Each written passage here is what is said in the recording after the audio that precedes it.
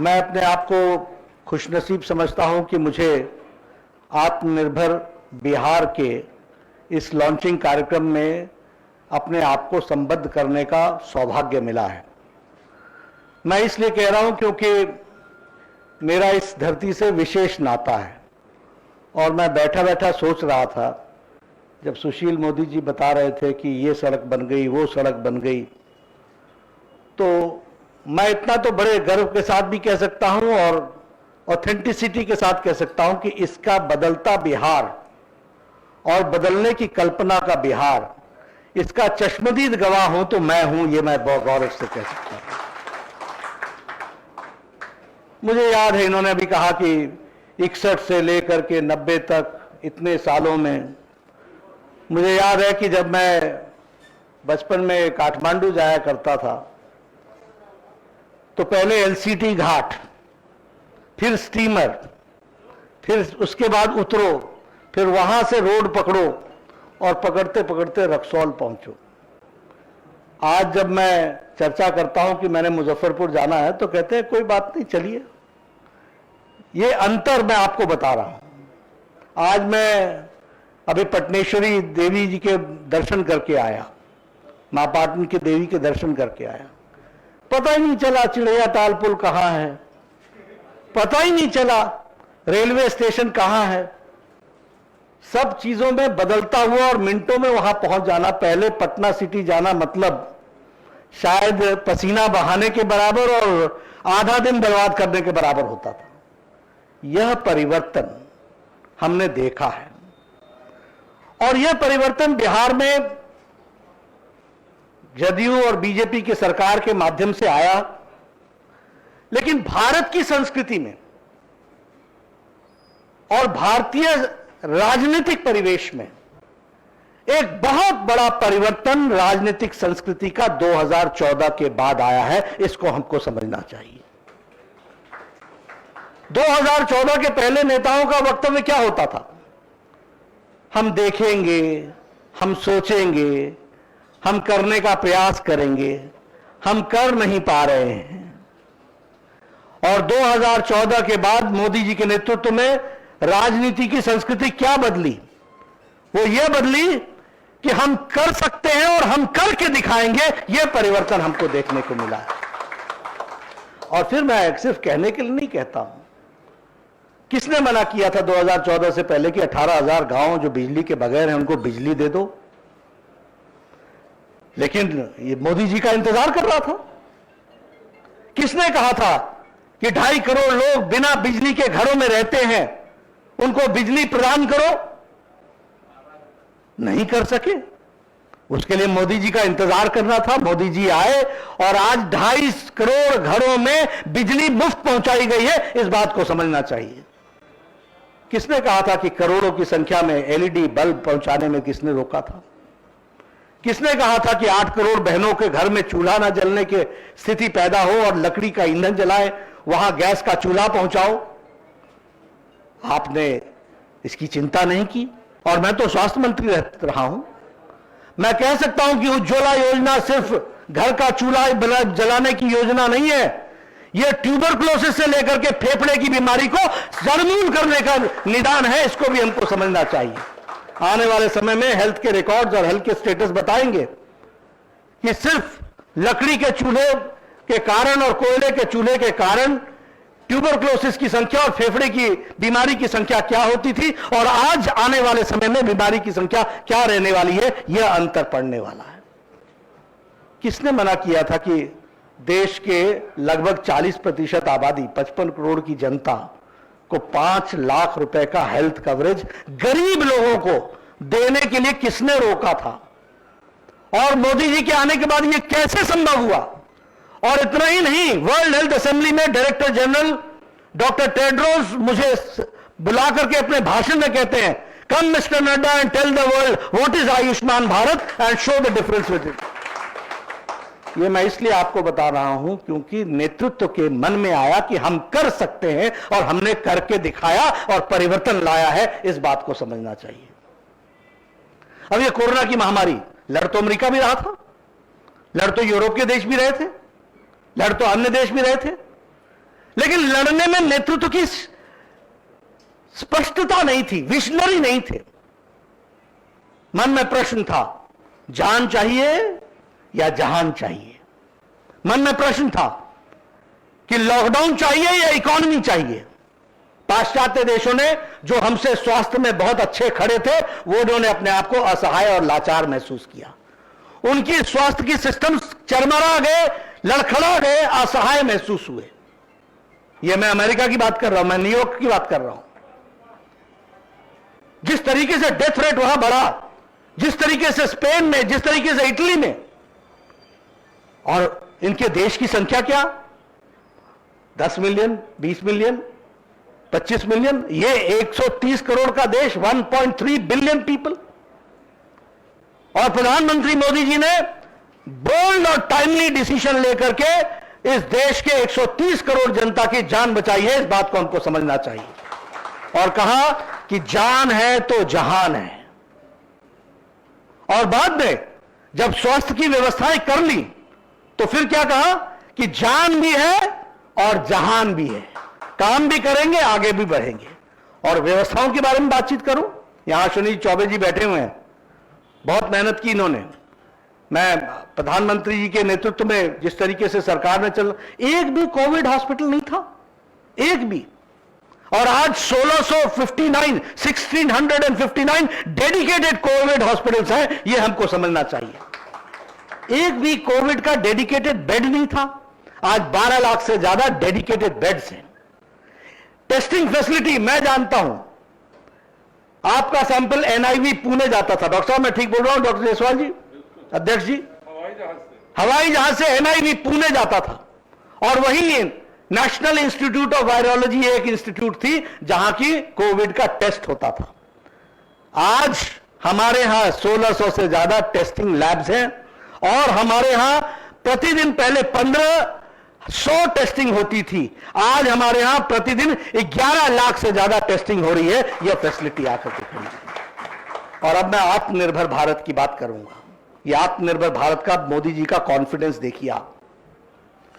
जब कोविड लगा तो हमारे यहां पर्सनल प्रोटेक्शन इक्विपमेंट विदेश से आता था और चाइना से भी आता था। और फिर चर्चा होती थी कि यह सस्ता मटेरियल है, यह घटिया मटेरियल है। चाइना जानता था, इस तरीके की बातें लोग आपस में चर्चा करते थे। मोदी जी ने देश के उद्यमियों को जगाया और कोविड के लॉकडाउन के उठने से पहले 4.5 लाख पर्सनल प्रोटेक्शन इक्विपमेंट प्रतिदिन बनाने की कैपेसिटी भारत ने पैदा कर ली। यह हमको समझना चाहिए। 4,50,000 करोड़ पर डे के हिसाब से पीपीई किट बनता है। आजकल एक हॉस्पिटल में एंट्री करने वाला भी पीपीई किट पहन करके आज जा रहा है, क्योंकि 4,50,000 पर्सनल प्रोटेक्शन इक्विपमेंट यह देश पैदा कर रहा है पर डे। इतना ही नहीं, वेंटिलेटर्स, प्रधानमंत्री जी ने पीएम केयर फंड से 2,000 करोड़ रुपए दिए और कहा कि पीएम केयर फंड में वेंटिलेटर्स खरीदो। देश के उद्यमियों को जगाया। आज हम बड़े गौरव के साथ कह सकते हैं कि इस देश में बनने वाले 3 लाख वेंटिलेटर्स बने हैं और 3 लाख वेंटिलेटर्स ऑपरेटिव हुए हैं। यह हमको समझना चाहिए। ये सारी बातें मैं आपके सामने इसलिए कह रहा हूं कि आत्मनिर्भर भारत के कॉन्सेप्ट को लेकर के जब हम चले, और मैं बिहार प्रदेश को बधाई देना चाहता हूं। आपने मोदी जी के मंत्र को बहुत जल्दी पकड़ा और आपने आत्मनिर्भर बिहार की यात्रा को शुरू किया है। यह आत्मनिर्भर बिहार की यात्रा बिहार की तस्वीर भी बदलेगा, तकदीर भी बदलेगा और बिहार को मुख्य धारा में आगे ला करके खड़ा करेगा। इस बात को हमको समझना चाहिए। और फिर मैं ये कहने के लिए नहीं कह रहा हूं 20 लाख करोड़ रुपए का आत्मनिर्भर भारत का पैकेज, 3 लाख करोड़ रुपए एमएसएमई सेक्टर को, 3 लाख करोड़ रुपए की एमएसएमई सेक्टर में कोलैटरल लोन देना है। 1,10,000 करोड़ रुपए बच चुके हैं। 3 लाख करोड़ रुपए डिसबर्स होने में 1,10,000 करोड़ बच चुके हैं। बहुत सस्ता लोन और सब लोगों को आजीविका खड़ा करने का उद्देश्य। और यही नहीं, एमएसएमई सेक्टर का डेफिनेशन को भी डाइल्यूट किया गया ताकि ज्यादा से ज्यादा लोग एमएसएमई सेक्टर में आ सके। इस बात की चिंता की गई है। मेरा निवेदन है बिहार के एक एक कार्यकर्ताओं से कि आप एमएसएमई सेक्टर की गहराई से पढ़ाई करें और हमारे नौजवान उद्यमियों को प्रेरित करें और उनको मुख्य धारा में लाने के लिए फिर से हम प्रयास करें। और उसमें हमारा एक कैटलिस्ट की भूमिका होनी चाहिए, एक फैसिलिटेटर की भूमिका होनी चाहिए, एक फैसिलिटेट करने का हमको योगदान होना चाहिए। और यह भारतीय जनता पार्टी के युवा मोर्चा को करना पड़ेगा। मैं आग्रह करूंगा कि युवा मोर्चा इस काम को अपने हाथ में ले। उसी तरीके से किसान मोर्चा, 1 लाख करोड़ रुपए खर्च होना है एग्री सेक्टर में। मोदी जी ने आपदा को अवसर में बदल दिया है, ट्रेजेडी को अपॉर्चुनिटी में बदल दिया है। अब यह हमारी जिम्मेवारी, इट इज अवर रिस्पॉन्सिबिलिटी कि हम उसको धरती पर उतारें। और मैं गांव से आता हूं, मुझे मालूम है गांव में अगर हमारे प्रधान जी और एमएलए साहब 50,000 रुपए दे देते थे ना, तो अगले चुनाव तक गुण गाते थे, देखो 50,000 दिया था, देखो 50,000 दिया था। मैं ठीक बोल रहा हूं कि गलत बोल रहा हूं? सही। आज 1 लाख करोड़ रुपए एग्रीकल्चर सेक्टर में खर्च होना है। वैल्यू एडिशन करो, मार्केटिंग के लिए सप्लाई चेन को बढ़ाओ, गोडाउन बनाओ, कोल्ड स्टोरेज बनाओ, स्टोरेज कैपेसिटी बढ़ाओ। अपने वैल्यू एडिशन के साथ साथ अपने उत्पाद को जीआई के माध्यम से जोड़ करके उसकी दुनिया में पहचान बनाओ, वोकल फॉर लोकल बनो। इस काम को करने की आवश्यकता है।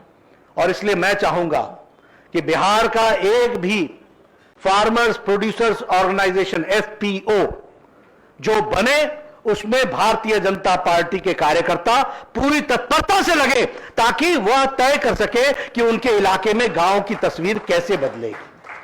बहुत से प्रावधान है, पढ़िए। सड़क कैसे बनेगी, हमारा प्रोड्यूस दुनिया में किसी बिचौलिए के बगैर किस तरीके से दुनिया में जा सकेगा, हम उसका दाम कैसे तय कर सकेंगे, हम अपने प्रोड्यूस को, हम अपने उत्पाद को किस तरीके से दुनिया में प्रतिलक्षित कर सकेंगे, हम उसकी ब्रांडिंग कैसे कर सकेंगे। यह सब फार्म गेट 1 लाख करोड़ रुपए में स्थापित है। योजना आप बनाएंगे और मोदी जी का 1 लाख करोड़ रुपए आपके लिए समर्पित है। आपने तस्वीर बदलनी है किसानों की, इस बात को हमको समझना चाहिए। और इसलिए मैं आपसे निवेदन करना चाहूंगा कि आप यह जरूर फार्मर्स प्रोड्यूसर्स ऑर्गेनाइजेशन को बनाने में सभी विधायक, सभी सांसद, आत्मनिर्भर भारत बनना है, आत्मनिर्भर बिहार बनना है, तो आत्मनिर्भर इस दृष्टि से भी हमको काम करना है। अब अगर मैं बात करूं आपके यहां मखाने की बात कर लीजिए, लीची की बात कर लीजिए। मखाना तो आप डोमिनेट करते हैं, 90% दुनिया का मखाना बिहार का है, 90%। और उसमें भी नॉर्थ बिहार लगभग उसमें से 80% डोमिनेट करता है। अब इसका वैल्यू एडिशन करना, इसका मार्केटिंग करना, इसका जीआई इंडेक्स बनाना, उसको जीआई को इंप्लीमेंट करना, अनुसंधान कराना, उसकी प्रोडक्ट को और अच्छा बनाना, उसकी अच्छी पैकेजिंग बनाना। और मैं एक बात जरूर कार्यकर्ताओं से निवेदन करना चाहूंगा। देखिए, मैं मंत्री के बतौर आपको बताना चाहता हूं, सरकार की स्कीम होती है और जनता होती है, उसके बीच में रोड़े लगाने के लिए बहुत से लोग होते हैं। जनप्रतिनिधि का काम है कि उन सारे रोड़ों को हटाते हुए सीधा सरकार की जो स्कीम है वो जनता के बीच में पहुंचे, यह हमारा उद्देश्य होना चाहिए। और इसलिए मैं जनप्रतिनिधियों को ये कहना चाहता हूं कि ये हमारी जिम्मेवारी है। पूछो, बताओ भाई कितने हेक्टेयर मखाना हुआ, बताओ इतने हेक्टेयर में कितना प्रोड्यूस हुआ, इस प्रोड्यूस को कैसे बढ़ा सकते हो, इसका प्रोड्यूस कैसे बढ़ सकता है, इसमें वैल्यू एडिशन कैसे हो सकता है, इसमें जीआई इंडेक्स कैसे लग सकता है, और जीआई के साथ इसको जोड़ करके हम कैसे इसकी यात्रा और अच्छी कर सकते हैं, इसकी हम ब्रांडिंग कैसे कर सकते हैं, इसमें हमको इन्वॉल्व होने की जरूरत है। उसी तरीके से आपके यहां लीची इंडस्ट्री है। अब मुजफ्फरपुर तो स्वीट सिटी कहा जाता है। मुजफ्फरपुर का लीची और उसका पल्प और उसका छोटा बीज, और वो क्या, मैं शाही लीची है, शाही लीची। हाँ, देखिए रमा देवी बता रहे हैं, नए नए नाम के साथ ये ब्रांडिंग हुई है। इन सभी को बढ़ाने की आवश्यकता है। और मैं एक बात जरूर कहना चाहूंगा कि इसमें सेतु होना चाहिए भारतीय जनता पार्टी का नेता और कार्यकर्ता उस विकास में। अब लीची में पल्प बनता है, जूस बन सकता है, उसके उसके अन्य प्रोडक्ट्स बन सकते हैं, उसमें वैल्यू एडिशन हो सकता है, उसकी क्वालिटी में इंप्रूवमेंट हो सकता है। इन सब में हम लोगों का पर्सनल इन्वॉल्वमेंट होना चाहिए, तब बनेगा आत्मनिर्भर बिहार। इस आत्मनिर्भर बिहार के दूत बनना है तो भारतीय जनता पार्टी के कार्यकर्ता को बनना है। अगर उसका एम्बेसडर बनना है तो वो भारतीय जनता पार्टी के कार्यकर्ता को बनना है। शुगर मिल, देखिए मैं फर्क बताता हूं, दो फर्क है। बचपन में हमने देखा है पॉलिटिकल लीडरशिप चरमराई हुई थी, पॉलिटिकल लीडरशिप के पास पॉलिटिकल विल नहीं था, पॉलिटिकल विल नहीं था, राजनीतिक इच्छा शक्ति नहीं थी, और इसके कारण सारा स्ट्रक्चर चरमराया हुआ था। आज परिवर्तन यह है कि मोदी जी से लेकर के नीतीश कुमार और Sushil Modi ji political will say काम कर रहे हैं। इस बात को हमको समझना चाहिए, राजनीतिक इच्छा शक्ति। इसलिए स्टेट का स्ट्रक्चर आपका मजबूत है। दूसरी बात, नेता अच्छा हो, स्कीम अच्छी नहीं हो तो भी नहीं चलता, और बहुत से ऐसे कार्यक्रम हुए। आज पॉलिटिकल विल भी था और पॉलिटिकल विल के साथ नेता के साथ साथ कार्यक्रम भी थे। अगर आयुष्मान भारत के लिए प्रधानमंत्री मोदी जी ने 15,000 करोड़ रुपीस एक मुश्त रख दिया, तो फिर यह मेरी जिम्मेवारी थी ना कि वर्ल्ड का सबसे बड़ा डिजिटल आयुष्मान भारत करने का काम भारत की धरती पर किया जाए, और उसको हम लोगों ने पूरा किया है। तो हम लोगों को इंप्लीमेंट करने के लिए नेता भी है और कार्यक्रम भी है। अब कार्यक्रम को इंप्लीमेंट करने का जिम्मा हमारा आता है। अब शुगर फैक्ट्रीज है, शुगर फैक्ट्रीज को भी, उसका भी प्रोड्यूस कैसे बढ़े, उसमें भी हम किस तरीके से अपना इन्वॉल्वमेंट कर सकते हैं। मधुबनी पेंटिंग आपने मुझे भी दी, आपने भी वोकल फॉर लोकल के तहत हमको बहुत से अपने प्रोड्यूस हमारे को दिखाए, आपने दिया भी मुझे और सम्मानित भी किया। इसकी ब्रांडिंग कैसे हो सकती है, यह हमको चिंता करने की जरूरत है, और इसके साथ साथ ज्यादा से ज्यादा लोग इसमें इन्वॉल्व हों, इसकी हमको चिंता करने की जरूरत है। अभी देखिए स्ट्रीट वेंडर्स देश में 50 लाख है। कौन है बेचारे? रेडी वाले, फेड़ी वाले, ठेला वाले। 10,000 रुपए देने का मोदी जी ने स्कीम दी है। अब रेडी वाले को बैंक के दरवाजे तक लाने का काम किसका है?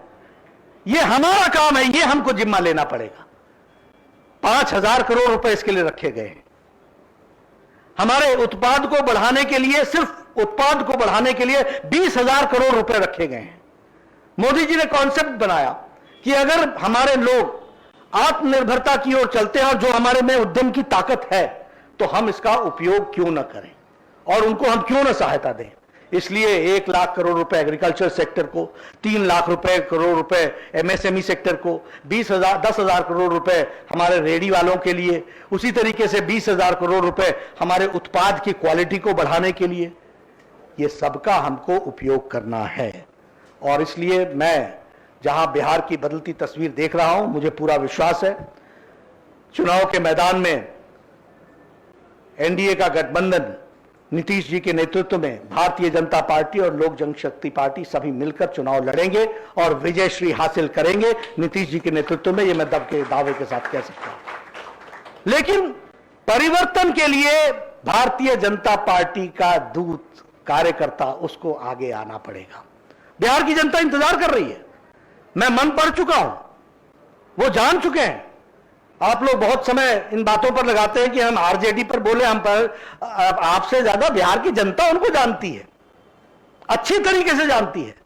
अब कंसंट्रेट इस बात पर करो कि लोगों ने ताकत हमको देनी है, हमने बिहार की तस्वीर कैसे बदलनी है, इसकी हमको चिंता करने की जरूरत है। यह हमारा कॉन्फिडेंस लेवल होना चाहिए। They have decided, we have to decide how we are going to change the people of Bihar, how we are going to change the situation in Bihar, उसको हम कैसे आगे बढ़ा सकते हैं। और मैं इस बात के लिए पूरा विश्वास है मुझे कि आत्मनिर्भर बिहार का जो आपने कॉन्सेप्ट आगे लिया है, ये लोगों को रोजगार भी देगा, स्वाभिमान भी बढ़ाएगा। प्रधानमंत्री मोदी जी ने तो साफ कहा कि दक्षिण हिस्सा और उत्तरी पश्चिमी हिस्सा अगर भारत का अच्छा हो और पूर्वी हिस्सा अगर कमजोर हो तो उसको विकास नहीं कहते। विकास तब होगा जब पूर्वी हिस्सा भी, पूर्वांचल भी उसी के बराबर आकर के खड़ा होगा। और मैं बड़े जिम्मेवारी के साथ कह सकता हूं कि जब बिहार के लोग बाहर जाकर के देश की तस्वीर बदल सकते हैं, तो वो बिहार के लोग बिहार की तस्वीर कैसे नहीं बदल सकते, ये बात हमको समझना चाहिए। और इसलिए आप ही, मैं तो देखो, मैं तो इसी धरती में पला बढ़ा। बिहार का आईएएस का कैडर उठाकर देख लो तो आपको 100 में से 25-30 बिहार के मिल जाएंगे। आप डॉक्टरों की संख्या उठा करके देख लो, आपको बिहार मिल जाएगा। आप एम्स चले जाओ और एम्स की फैकल्टी को देख लो, आपको बिहार मिल जाएगा। आप जुडिशरी में जाकर के खड़े हो जाओ, वकील, सुप्रीम कोर्ट के वकीलों के नाम गिनना शुरू करो, आपको बिहार मिल जाएगा। आप जुडिशरी में जो जजेस के नाम ढूंढना शुरू करो, आपको बिहार मिल जाएगा। Bihar has been a leader and it has to lead in Bihar also, that is what we have to understand. हम लीडर हैं, और मैं कहने के लिए कि नहीं कह रहा हूं, आप दिल्ली यूनिवर्सिटी के स्टूडेंट्स का रोल उठा करके देख लो, जेएनयू का रोल कॉल उठा करके देख लो, 50%, 60% बिहार है, 40% बिहार है। तो बिहार उद्यमी है, बिहार बढ़ने वाला है, बिहार नया सोच लेकर के चलने वाला है। मैं जब पॉलिटिक्स में आया और आज तो मैं देखता हूं कि किसी सेक्रेटरी को उठा कर देखो, या तो वो मेरा सीनियर था या मेरा जूनियर था। किसी पुलिस के ऑफिसर को उठा करके देखो, रॉ से लेकर के सीआईएसएफ से लेकर के किसी का डीजी उठा करके देख लो, या तो वो मेरा सीनियर था या जूनियर था। सब बिहार के निकले हुए लोग, और यही बिहार है। ये तब निकले जब जयप्रकाश नारायण का आंदोलन चरम सीमा पर था। यह भी हमको समझना चाहिए। अंडरस्टैंड बिहार, समझिए बिहार को। एक तरफ आंदोलन कर रहा था जयप्रकाश नारायण के नेतृत्व में, और दूसरी तरफ यही बिहार के सपूत आज जो देश को नेतृत्व दे रहे हैं, वो उस समय अपनी पढ़ाई के और शिक्षा दीक्षा के माध्यम से आगे बढ़ रहे थे। तो जो दुनिया में, देश में अपना नाम स्थापित कर सकते हैं, वो बिहार को क्यों नहीं कर सकते? और भारतीय जनता पार्टी एक मजबूत संगठन है, मुझे पूरा विश्वास है। ये किसके पास ये ताकत है कि सारे बूथों पर, हमारी बूथ संख्या कितनी है? 73,000 जगह पर सप्तऋषि हो। ये किस पार्टी में है? ये भारतीय जनता पार्टी में है, जहां 73,000 स्थानों पर सप्तऋषि। और कितनी मेहनत से किया होगा आपने, कितना पसीना बहाया होगा आपने, कहां कहां आप गए होंगे। और ये कोरोना काल में, यानी आधे से ज्यादा संक्रमित हो गए लेकिन काम नहीं छोड़ा। ये आपकी ताकत है। तो इन सभी ताकतों को ध्यान में रखते हुए आज मुझे आप सबके बीच में आने का मौका मिला है।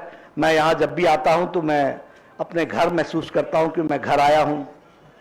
इस कार्यालय के नक्शे कितने बदले हैं शायद आप लोगों को मालूम नहीं होगा, आपसे ज्यादा मुझे मालूम है कि पहले हरे रंग की खिड़कियां होती थीं, आज वो खिड़कियां दिखती ही नहीं हैं। तो मेरा संबंध तो ऐसा है कि जिसका लालन पालन सब जगह, यहां कोई ऐसे राष्ट्र के नेता, देश के नेता नहीं थे जिनको मैंने बिहार में अपनी गाड़ी में बैठा करके उनकी ड्राइवरी न की हो। मैं इसलिए याद करा रहा हूं क्योंकि राजनीतिक चेतना मेरी बचपन में कैसे पैदा हुई, उसका भी प्रमाण बिहार है। इसको भी हमको समझना चाहिए। तो ठीक है कि मुझे हिमाचल जाने का मौका मिला, लेकिन उसकी चेतना कहां थी? रवि बाबू हमारे कॉलेज में आया करते थे और लेक्चर दिया करते थे। मैं स्टूडेंट्स को जुटाया करता था, और इमरजेंसी के दौरान में लाठी चार्ज हो जाता था कॉलेज के अंदर। तो वो भी हम लोगों ने जमाना देखा है। रामकृपाल बाबू उस समय नेता हुआ करते थे, नंदू जी हमारे साथ युवा मोर्चा में काम करते थे, अश्विनी जी छात्र संघ के अध्यक्ष होते थे। तो ऐसा समय भी देखा है।